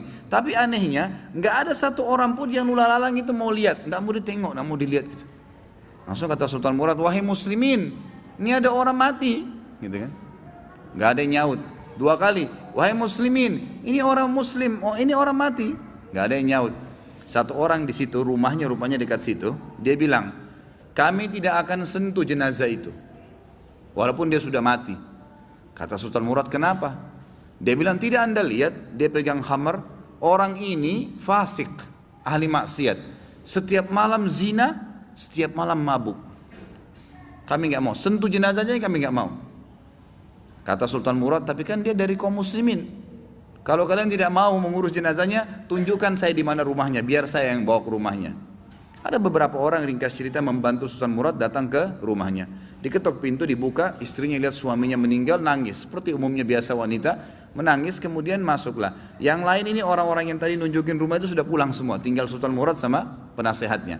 Duduk depan jenazah ini, istrinya nangis. Kata Sultan Murad, saya mau tanya, kenapa waktu tadi suami kamu jatuh, mati ini, nggak ada yang mau lihat jenazahnya, dan tersebar isu di tengah-tengah masyarakat tadi, mereka nggak mau sentuh ini karena dianggap suami kamu ini fasik, setiap hari zina, setiap hari mabuk. Sultan Murad kaget waktu istrinya tiba-tiba berhenti nangis, langsung dia bilang, saya udah tahu orang akan nilai begitu suami saya, tapi perlu anda tahu, suami saya ini bukan pezina, bukan orang mabuk. Sultan Murad bilang, bagaimana bisa? Jelas khamar di tangannya dia, kendinya pecah, saya lihat. Dia bawa khamar, dan orang ini bukan satu dua orang memberikan kesaksian, tidak ada satupun orang yang mau bantu jenazahnya. Dia bilang, iya, saya perlu berikan kepada anda kesaksian. Kata istrinya, suami saya ini orang sangat saleh, luar biasa ibadahnya kepada Allah, pada saya dan anak-anak baik, dan dia juga sangat dekat hubungannya dengan Allah. Sholat malamnya nggak ketinggal, kalau siang hari puasa, sedekahnya bagus. Tambah kaget Sultan Murad, bagaimana ceritanya? Dia bilang, suami saya ini punya satu usaha di tengah-tengah kota sini. Setiap hari hasil bisnisnya dia dibagi 3 keuntungannya. Sepertiga dibawa pulang ke rumah untuk saya pakai makan dan minum untuk anak-anak saya. Sepertiga lagi, sepertiga keuntungan diberikan botol khamr, berikan minuman keras. Dia bawa pulang ke rumah, dibuang di WC. Dia nggak minum, dibuang di WC. Terus dia bilang apa depan saya, kata istrinya, itu yang berikan kesaksian. Setelah dia buang, dia bilang, segala puji bagi Allah, minimal membuat saya ya mengurangi orang muslim yang mabuk hari ini. Terus sepertiga lagi yang tersisa, dia datangi tempat perzinahan, lalu dia bilang sama yang punya tempat perzinahan, ini berapa orang wanita di sini pezina? 10 orang. Berapa bayarannya kalau perempuan satu malam sampai besok pagi dibayar? Kata si punya tempat sekian, dikasih sama dia, sepertiga untungnya nih, 10 orang ini semua saya booking malam ini, tutup tempat kalian. Ini sudah milik saya, sudah dapat uang kan? Nggak ada perzinahan, tutup. Dia pulang ke rumahnya. Orang pikir waktu dia masuk ke kios khamar, beli khamar, dia minum. Orang pikir waktu dia masuk tempat zina, dia berzina. Padahal sebenarnya dia malah suruh tutup. Dia pulang, kata istrinya, lalu dia bilang, segala puji bagi Allah yang minimal membuat saya malam ini memberhentikan beberapa anak muda muslim zina. Bayangkan, pernah nggak kita terfikir buat perbuatan begini? Nggak terlintas. Tapi karena kedekatannya dengan Allah, Allah bukakan dia jalan ibadah yang tidak masuk di akal kita gitu. Lalu istrinya bilang, saya pernah bilang sama suami saya, kalau begini perilakumu, kapan kamu mati, nanti jenazah kamu nggak diurus sama kaum muslimin. Ternyata terjadi, kata istrinya, jenazahnya nggak ada yang urus. Tapi waktu itu suami saya sempat senyum, dan suami saya bilang, tenang aja hai istriku, kalau saya mati, yang sholati saya nanti khalifah, sultan, penasehatnya, dan juga seluruh ulama Istanbul. Sultan Murad waktu itu menangis, lalu mengatakan, suamimu benar, saya Sultan Murad, khalifah muslimin, saya akan urus jenazah suamimu. Saya akan, sama ini penasehat saya akan sholati, dan saya akan undang seluruh ulama di Istanbul untuk mensolatinya. Kedekatan diri seseorang pada Allah, Allah akan bukakan kita di lini-lini ibadah yang kita tidak sampai, tidak sadar gitu, tidak sangka gitu kan. Begitu pula kisah tadi saya bilang, misalnya kalau ada orang beribadah, ibadah antum itu, sholat, sedekah apa semua, dia bukan cuma sekedar bernilai pahala, kita bisa mendapatkan derajat di surga gitu kan, bisa memberikan ketenangan jiwa, ternyata bisa memecahkan masalah juga. Terjadi kisah di Riyadh, seorang ibu, kisah nyata di Saudi. Ini di Riyadh ini sudah masyhur ceritanya nih. Antara seorang ibu dengan seorang TKW dari Indonesia. Ada satu ibu sudah divonis di Saudi, operasi kanker dia terakhir sebulan lagi. Kalau tidak berhasil, dianggap sudah mati dari sisi medis. Ini keberhasilannya kecil sekali, 10%, 90% mati orang ini. Sebulan lagi menurut ilmu medis. 3 hari setelah divonis begitu sama dokter, sebulan lagi operasi terakhir, datang pembantunya dari Indonesia. Seminggu pembantu itu kerja, bagus sekali kerjanya. Masya Allah, bersihin rumah, masak segala. Tuan rumahnya ini senang. Tapi selama dia kerja seminggu, ada satu perilaku TKW ini, pembantu ini, yang selalu membuat tuannya mau nanya sama dia tapi nggak enak. Akhirnya setelah seminggu itu ditanya, ternyata dia kalau siang hari, habis selesaikan kerjaan semua, habis siapin makan, dia masuk kamar mandi, lama di kamar mandi pembantu ini, nggak tahu buat apa gitu. Pas dia keluar dari kamar mandi, setelah seminggu ditanya sama majikannya, maaf saya mau tanya, kenapa kamu ini setiap masuk kamar mandi, lama, ngapain gitu kan. Langsung nangis, tiba-tiba TKW itu menangis, pembantu itu menangis. Dia tanya kenapa kamu nangis, dia bilang ceritanya begini sebenarnya. Sebelum saya berangkat ke Saudi di Riyadh ini, 12 hari, ya sebelum saya berangkat ini, 12 hari sebelumnya saya baru melahirkan. Dan saya punya bayi di Indonesia. Saya lagi susuin. Nah saya tinggalkan karena keadaan ekonomi, terpaksa saya tinggalkan. Visa sudah keluar, saya melahirkan, saya berangkat. Nah saya masuk kamar mandi ini, saya keluarin air susu saya, karena kalau tidak payudara saya sakit. Coba, kalau antum dengar keluhan seperti ini dari pegawai, dari staf, dari orang, apa yang antum lakukan? Perhatikan perilakunya muslimah ini, ya. Majikannya buat apa? Ini ternyata menjadi penyebab, penyakitnya hilang. Apa yang dia buat?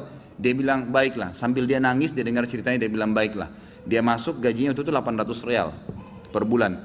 Tuannya ini kebetulan punya duit di rumahnya, diambil dikali 24 bulan, 2 tahun. Ini kurang lebih ya, sekitar 20 ribu real, sekian 50 juta rupiah. Dikasih pembantunya, ini uang kamu ambil. Besok saya belikan kamu tiket pulang ke Indonesia. Anggap kau sudah kerja 2 tahun. Pembantunya bilang, nggak apa-apa. Dia bilang nggak apa-apa. Anak kau lebih penting daripada saya. Urus anakmu, nggak apa-apa. Terus ada pembantunya, baiklah kalau begitu terima kasih. Kata tuannya, kalau memang majikannya bilang, kalau seandainya 2 tahun kemudian habis nyusuin kamu terfikir kembali, ini nomor HP saya, dikasih, pulanglah. Pembantu kita sudah selesai nih, TKW sudah pulang Indonesia. Kita sekarang berhubungan dengan kisah ibu ini. Apa kata dia? Semenjak pembantu itu berangkat, mulai hari itu setiap hari saya menangis. Menangisnya bukan karena sedih penyakit saya merasa terharu, susah menggambarkannya, terharu betul dan bersyukur kepada Allah. Bagaimana Allah membukakan pintu itu buat saya. Saya selalu bersyukur terus sama Allah karena saya bisa memberikan, terfikir untuk kasih gaji 2 tahun. Mungkin kalau terjadi pada kita, kita bilang, baiklah kamu pulang aja minimal. Pernah nggak antum terfikir kasih gajinya lengkap semua? Gitu kan? Dia bilang, saya terharu kenapa saya bisa lakukan itu. Dan saya selalu bersyukur sama Allah, saya bisa lakukan sementara memang ini ada vonis mati dekat lagi secara medis gitu kan. Dia bilang tiap hari saya menangis. Dan setiap kali saya menangis, saya merasa ada satu kepuasan dan keadaan saya lebih baik. Ringkas cerita, tiba masa operasi, ditelepon rumah sakit, disiapin semuanya alat operasi. Ini sudah jelas akan menemui ajal kalau secara medis. Tiba di rumah sakit, dicek sebelum operasi, dokternya duduk setelah cek di kursi lalu bertanya, kamu berobat kemana sebulan ini? Kata ibunya, saya nggak berobat kemana-mana. Kamu tahu nggak, kanker kamu nggak ada. Sedikit pun nggak ada, akarnya nggak ada, sembuh total. Nggak ada, nggak mungkin terjadi secara medis. Ibu itu tersenyum lalu mengatakan, kalau betul apa yang dokter ucapkan, itu karena sedekah saya. Diceritain sama dia ceritanya, begini. Dokternya jadi nangis, dokternya bilang apa? Subhanallah, yang telah membukakan mata hati saya, ternyata yang menyembuhkan bukan obat sama dokter. Tapi siapa? Allah subhanahu wa ta'ala. Ambil pelajaran ikhwas sekalian. Ternyata amal-amal soleh itu bisa membuat kita keluar dari masalah. Abdullah bin Umar dan Abdullah bin Abbas radhiyallahu anhum ajma'in, itu kalau beliau sudah menghadapi masalah dan tidak pecah, beliau keluar cari orang miskin dan sedekah, gitu kan? Keluar bertawassul dengan amal soleh, seperti itulah. Apa bunyi hadis? Apa ini?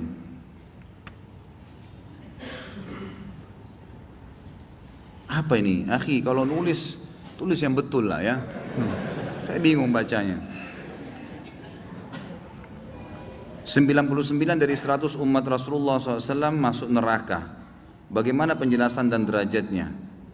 Saya nggak tahu ini. Belum pernah saya temukan ada hadis begini. Allahu alam, kedangkalan ilmu saya.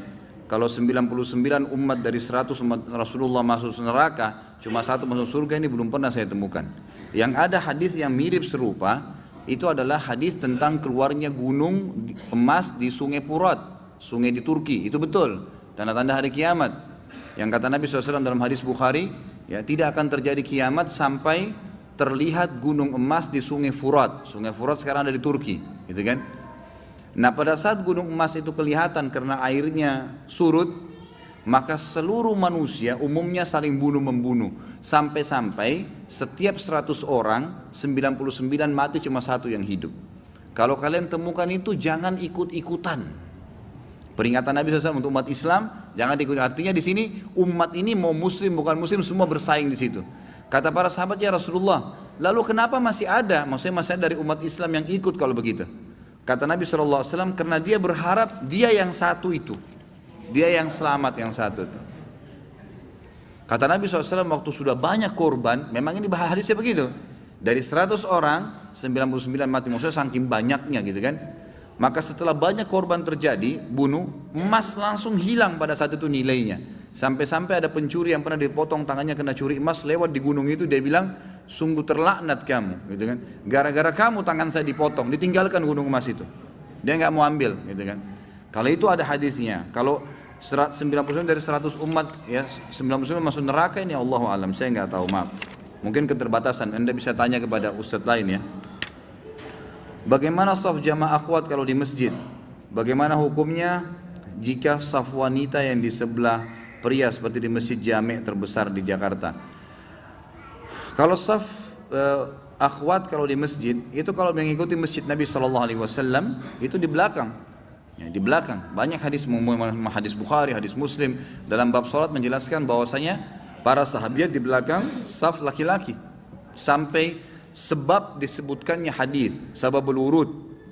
Kalau Al-Quran sababun nuzul, hadis sebab disebutkan bahwasanya kata Nabi SAW, sebaik-baik saf laki-laki yang di depan dan seburuk-buruknya yang di belakang, dan sebaik-baik saf perempuan yang di belakang dan seburuk-buruk yang di depan. Ini karena ada sebabnya. Ada beberapa sahabiat yang sempat mengeluh kepada Nabi SAW karena yang berada di saf depannya perempuan itu bertemu dengan saf terakhirnya sahabat laki-laki. Dan zaman dulu, mohon maaf, orang tidak tahu pakaian dalam. Orang cuma tahu izar dan rida, seperti pakai ihram. Jadi kalau saf terakhir laki-laki sujud, yang saf pertama perempuan ngelihat aurat, gitu kan? Bisa kelihatan, gitu kan? Jangan berpikiran yang tidak-tidak ya. Gak usah dibayangkan. Kita ambil pelajarannya, bukan membayangkannya. Akhirnya keluhan ini sampai kepada Nabi SAW. Lalu keluarlah hadis Nabi SAW tadi, sebaik-baik saf laki-laki yang di depan dan paling buruk di belakang, gitu kan? Dan sebaik-baik saf perempuan yang di belakang dan seburuk-buruk yang di depan, karena ada sebabnya tadi. Nah ini hadis ini memberikan gambaran saf perempuan ada di mana? Di belakang. Salah satunya ya, dan cukup banyak berhubungan dengan hadis itu. Di antaranya hadis Bukhari juga, bahwasanya pada saat As bin Abi As, Abul As, ya, radhiyallahu anhu, waktu itu dia adalah suaminya Zainab. Ya, awal Nabi SAW dinobatkan jadi Nabi di Mekah. Ya, Zainab menikah sama Abu As, dan Abu As ini atau nama yang lain sebenarnya nama tepatnya As bin Abi As. Ini dia belum masuk Islam dan dia tidak mau beriman pada Nabi SAW. Bahkan Nabi SAW waktu itu pisahkan dia, dan ini dalil sahih menjelaskan tidak boleh serumah dan tidak boleh terputuskan pernikahan kalau si perempuan muslimah laki-lakinya kafir. Hadis dari sini terpisahkan, Nabi SAW pisahkan As bin Abi As dengan Zainab. Sampai waktu terjadi perang Badr tahun 2 Hijriah, As bin Abi As ini sempat ikut dengan pasukan musyrikin untuk memerangi kaum muslimin. Ini anak mantu Nabi SAW, gitu kan? Masuk perang, ditawan, masuk dalam tawanan Badr, dikalahkan kaum musyrikin di Badr. Lalu pada saat ditawan, ternyata dia menemukan kaum muslimin akhlaknya baik, gitu kan? Dan Nabi SAW waktu itu memberikan kesempatan orang-orang Mekah untuk menebus keluarga-keluarganya gitu. Sempat As bin Abi As ini menyurat kepada Zainab. Dia tahu Zainab ada di Madinah, kirim surat. Wahai Zainab, ingatlah kebaikan di antara kita, tolonglah tebus saya, karena saya tidak punya kerabat yang bisa menebus dari Mekah. Lalu Zainab pun merasa prihatin, ini juga mantan suaminya. Lalu Zainab tidak punya waktu itu harta yang cukup untuk menebus yang dianggap bernilai, kecuali kalung yang pernah diberikan oleh Khadijah, ibunya radhiyallahu anhu ajmain, pada saat pernikahan Zainab. Diberikanlah, disuruh antar oleh Zainab ke masjid, kasih Rasulullah SAW untuk nebus Abu As, gitu kan. Nah pada saat mau diantar, ini ceritanya mau diantar besoknya, gitu kan. Setelah sholat duha, mau diantar, sholat subuhnya, kalau tidak salah begitu riwayatnya, Zainab ini sempat sholat di masjid bersama Nabi SAW dan kaum muslimin. Selesai salam, tiba-tiba Zainab dalam riwayat ini dikatakan berdiri dari saf belakang, saf wanita. Ini saksi bahasan ya. Jadi Zainab berdiri dari saf wanita yang ada di belakang saf laki-laki dan berkata, sungguh ya, aku adalah Zainab binti Muhammad, maksudnya dia memberikan pengenalan dirinya. Saya adalah anak Rasulullah dan saya telah melindungi As bin Abi As. Itu kan, ini kan dilindungi. Jadi orang-orang muslim itu boleh memberikan suaka politik lah ya, pelindungan kepada orang kafir gitu.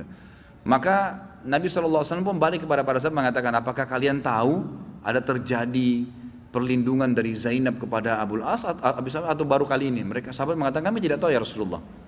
Lalu Nabi SAW diam pada saat itu. Kemudian habis sholat duha diantarlah tadi tebusan Zainab, ya, perhiasannya Khadijah. Waktu Nabi SAW lihat, Nabi SAW sempat menangis, lalu mengatakan, tebuslah, ya, berikanlah As bin Abi As itu, ya, berikanlah tanpa ada tebusan maksudnya kalau kalian inginkan, karena Nabi SAW tidak tega melihat perhiasannya Khadijah yang memang wanita pertama hadir dalam hidup beliau. Tapi saksi bahasan Zainab berdiri dari saf belakang, yang berada di saf belakang dari saf wanita. Itu saksi bahasan gitu kan. Jadi memang di belakang. Baik, bagaimana kalau saf wanita di sebelah kaum laki-laki? Ini ulama mengatakan dibolehkan dalam satu keadaan. Disebutkan dalam hadis Bukhari, kalau tidak ada tempat ya. Kalau nggak ada tempat betul-betul kepepet, nggak ada tempat ya. Memang kalau dibuat misal pintu masjid cuma satu, ataupun bagaimanalah keadaannya ya. Memang tidak bisa, atau mungkin sudah terlanjur penuh masjid, susah untuk diatur, kemungkinan adanya seperti itu, maka dipasang hijab dan berdiri mereka di sebelah gitu kan. Ini diambil daripada pertanyaan seorang sahabat kepada Umar bin Khattab yang berkata, wahai Amir Mu'minin, di zaman khilafahnya Umar, saya punya tempat kecil sekali, rumah saya kecil sekali. Kalau saya sholat bersama istri saya, tidak ada jalan lain kecuali istri saya berada di sebelah saya. Nggak ada jalan lain. Kalau dia mundur sedikit, badannya keluar dari rumah saya. Kecil sekali rumahnya. Kalau dia keluar, dia mundur sedikit aja. Seperti kalau umumnya laki-laki perempuan kan ukuran satu saf ya. Kalau dia mundur begitu, dia keluar badannya dari rumah. Karena kecilnya. Nggak ada jalan lain kecuali dia harus dempet dengan saya. Maka kata Umar radhiyallahu anhu, kalau begitu keadaannya, letakkan antara kamu dengan istrimu pembatas kain. Sama istrimu pun. dan biarkan dia sholat di sebelahmu. Hadis ini sahih riwayat Bukhari. Berarti di sini dibolehkan dalam keadaan tertentu tadi begitu, tapi umumnya adalah saf di belakang.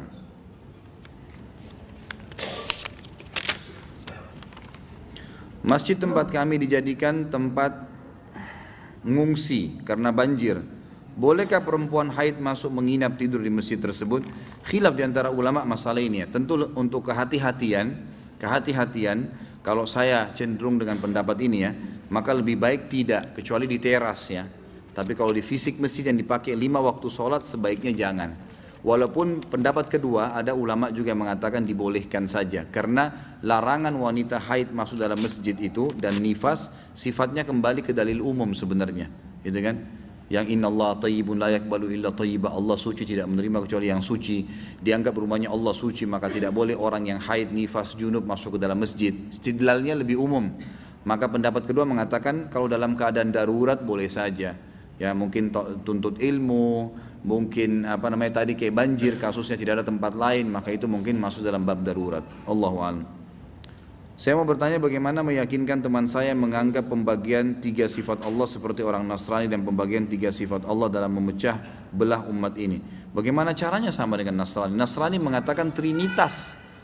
Tuhan, ya, ayah, bunda sama anak, beda jauh ini.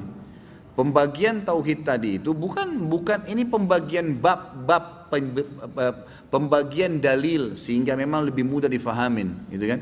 Kalau kita campur adukan, bayangkan kalau bab yang saya jelaskan yang kemarin bab rububiyah pertemuan yang lalu hampir 2 jam kita ceramah. Sekarang juga pertemuan ini 2 bab yang memang terpisah, mengenal Allah secara penciptaan dan mengisahkan Allah penciptaan dan mengisahkan Allah dari sisi penyembahannya. Ini kalau disatukan dalilnya, maka butuh ekstra dalam menjelaskannya. Tapi kalau dirincikan kayak tadi kan kita bisa faham, gitu kan? Dan ini pembagian bab, seperti orang menulis bab sholat, lalu disendirikan bab puasa, bab zakat. Kalau orang berkata itu tidak bisa, maka dicampur baurkan semuanya. Karena semua rukun Islam sama. Ini cuma pengaturan supaya mudah difahamin agama, bukan perbuatan baru gitu. Ya, ini saya rasa terlalu banyak, terlalu membuang waktu dan perdebatan pada hal yang tidak perlu, ya. Allahu a'lam. Jadi nggak perlu sebenarnya itu. Itu bukan perbuatan bid'ah, jauh sekali. Ustaz, orang yang meninggalkan sholat apa termasuk kafir? Kalau dia meninggalkan sholat itu jahdan, bangkang, nggak ada sholat itu, kufur, harus syahadat lagi. Itu sudah sepakat jumhur ulama. Tapi kalau dia meninggalkan sholat takasulan, malas-malasan saja, maka ini ditakzir hukumnya. Ya, diperingatkan, dan yang paling ringan adalah pendapat Imam Syafi'i rahimahullah yang mengatakan kalau diperingatkan dan menurut hakim sudah cukup peringatannya, dipenggal. Gitu kan? Itu yang paling ringan. Bila ada suatu kasus seseorang mati karena terbunuh, apakah kita bertawakal kepada Allah dengan tidak menggugat si pembunuh dan mencari tahu siapa pembunuhnya, dan bolehkah melakukan otopsi untuk mengetahui penyebab kematian sampai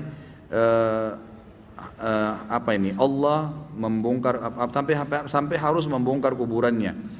Jadi begini, Allah Subhanahu wa taala menciptakan kebaikan dan keburukan dan semua punya penyebab. Kebaikan itu ada penyebabnya, gitu kan? Kita sholat sebabnya karena ada azan yang memanggil, masuk waktu, gitu kan? Ada penyebab. Gitu. Orang berbuat keburukan juga ada penyebabnya. Gitu kan? Dan Allah siapkan untuk kebaikan dan keburukan konsekuensi. Ini balasan, orang akan suka bergaul dengan ahli ibadah, orang akan membenci orang yang berbuat maksiat, dan memang orang kalau berbuat salah dihukum. Gitu kan? Salah, kata ulama, seseorang yang pernah memiliki piutang. Antum utangkan seseorang, lalu tiba hari kesepakatan dia tidak nagih, nggak boleh. Karena kalau antum nggak nagih, antum biarin orang itu dalam kezalimannya, nggak boleh. Harus nagih, gitu kan? Kalau sudah nagih dia nggak mau bayar, itu dosa dia. Tapi kalau kita sengaja nggak nagih, ya nggak ingatkan, itu nggak boleh. Bahkan sebagian ulama menekankan ini adalah bagian daripada dosa.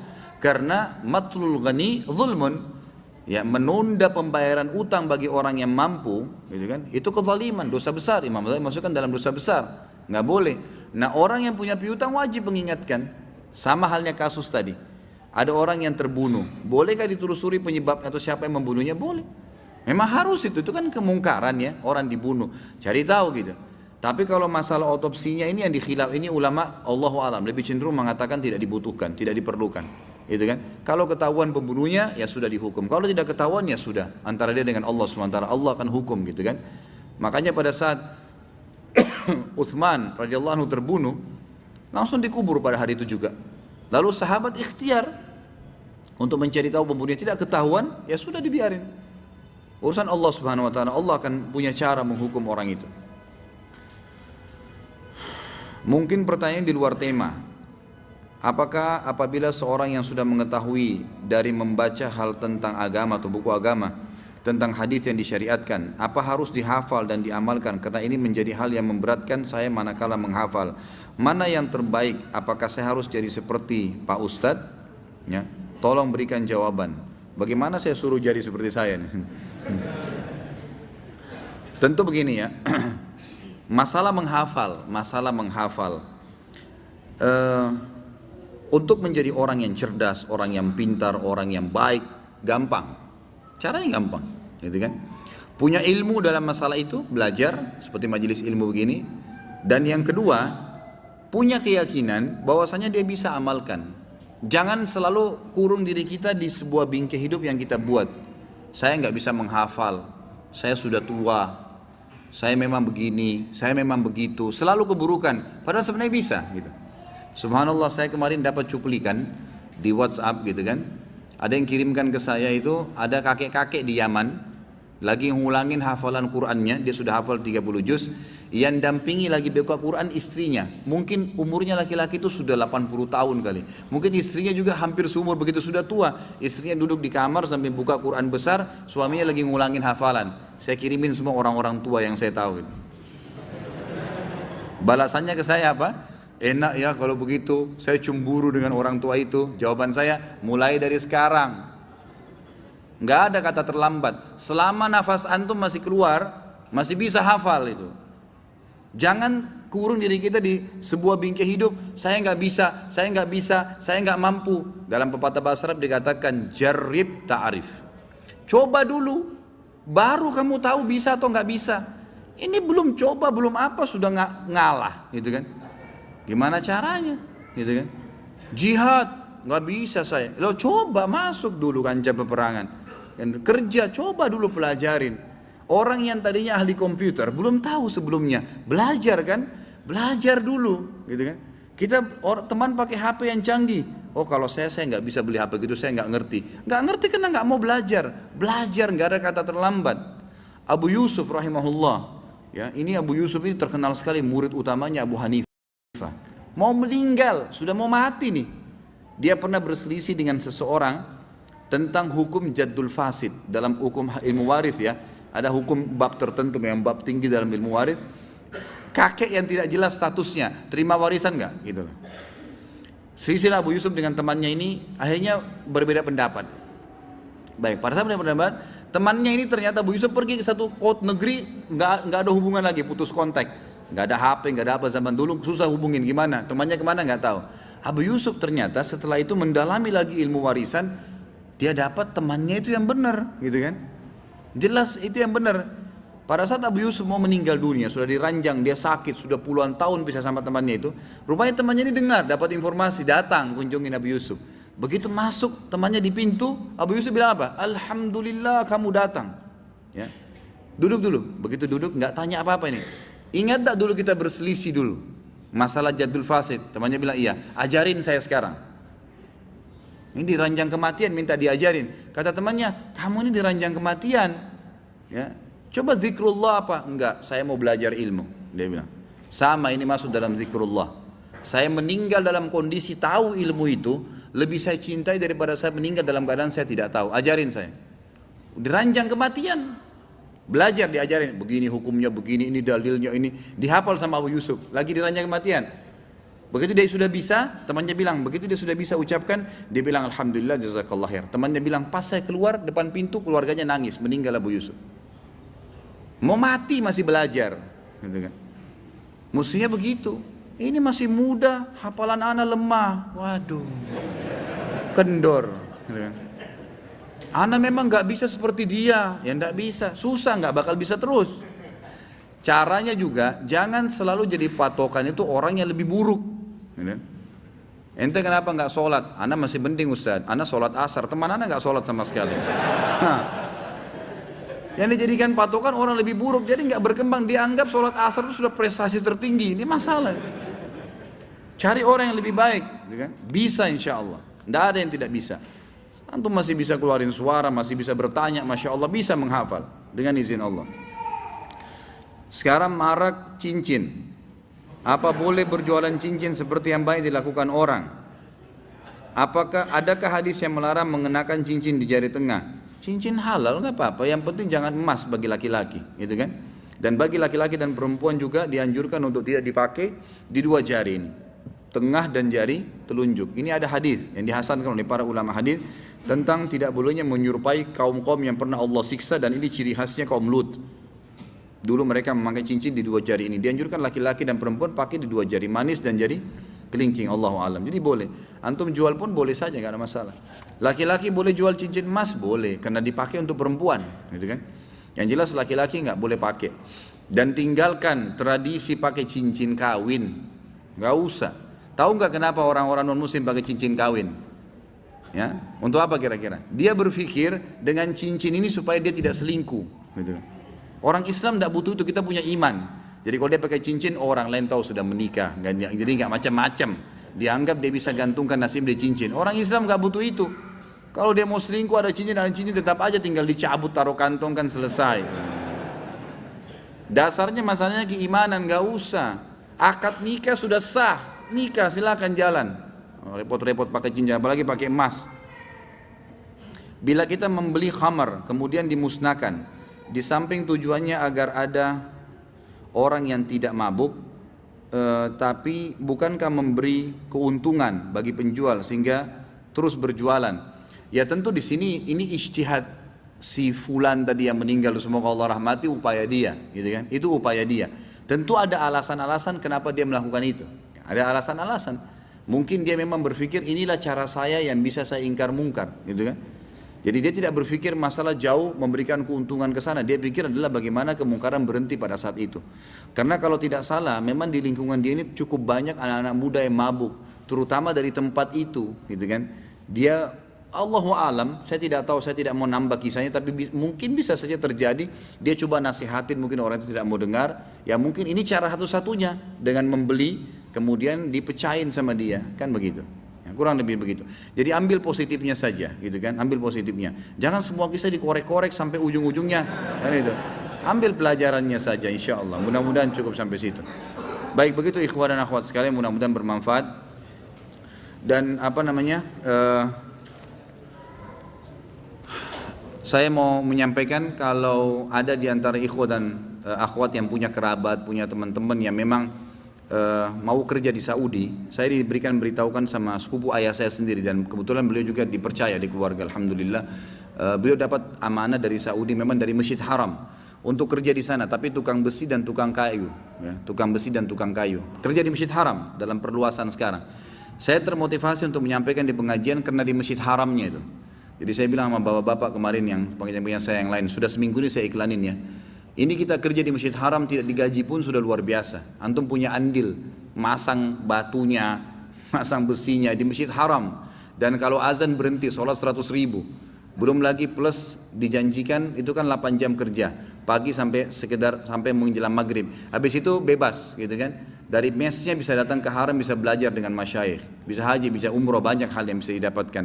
Maka saya bilang sama sepupu ayah saya, kalau gitu izinkan saya mau iklanin di pengajian, siapa tahu memang saya bisa punya andil di situ untuk muslimin bisa kerja.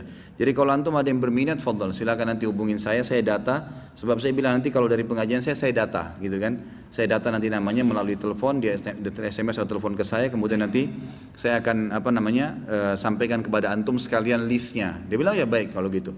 Dan juga saya sudah ambil cuplikan tesnya kemarin sebagai pembuktian dengan teman-teman Wisal TV. Saya bilang datang timnya ke daerah pengetesan di Cibubur, dan memang ada orang Saudi datang yang mengetes gitu kan, melihat bagaimana mengikat besi itu, kemudian membuat papan-papan kayu untuk membuat tiang, seperti itulah kurang lebih.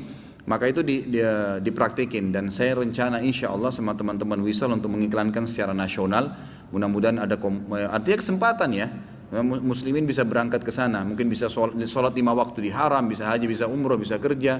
Dan itu juga ada beberapa syarat, batas umur kalau nggak salah 23 sampai 41 atau 45. Kemudian ada cek medikal, ada cek keterampilan. Kalau nggak salah ada biaya juga, sebagian biaya yang harus dibayar. Nanti di sana terima gaji 1.100 real plus 300 real untuk ongkos makan, jadi sekitar 1.400 atau sampai 1.600 real. Nanti itu bisa bicara langsung dengan yang punya perusahaan ya. Saya hanya sekedar menengahi tentang informasinya saja, dan insya Allah karena saya tahu sumbernya maka saya menyampaikan itu. Mungkin sampai situ dulu, mudah-mudahan apa yang kita bahas malam ini bermanfaat dan menjadi tambahan ilmu buat kita. Semoga Allah SWT menyembuhkan orang-orang yang sakit di antara kita, melunasi orang-orang yang masih terlilit utang, orang diberikan ilmu orang yang belum mengetahui atau memiliki ilmu, dan dimudahkan untuk mengamalkan orang yang sudah punya ilmu. Dan juga semoga Allah SWT menyatukan kita sebagaimana disatukan masjid yang mulia ini di surga Firdausnya tanpa hisab dengan izinnya. Kalau ada benar dari Allah, kalau salah dari saya mohon dimaafkan. Subhanakallahumma bihamdika asyhadu an la ilaha illa anta astaghfiruka wa atubu ilaik. Assalamualaikum warahmatullahi wabarakatuh.